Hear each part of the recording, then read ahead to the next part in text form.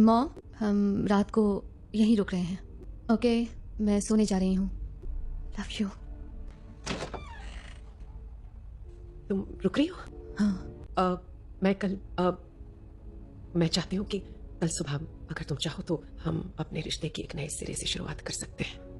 हाँ, क्यों नहीं। क्या आपको डैड की कभी कोई खबर आई? कोई चिट्ठी या? नहीं, आई एम सॉरी। काश तुम्हें उनकी कोई खबर मिलती। मैं जानती हूँ कि तुम मुझे इसका जिम्मेदार समझती हो। नहीं, ऐसा नहीं है। हमें छोड़ के जाना उनका फैसला था।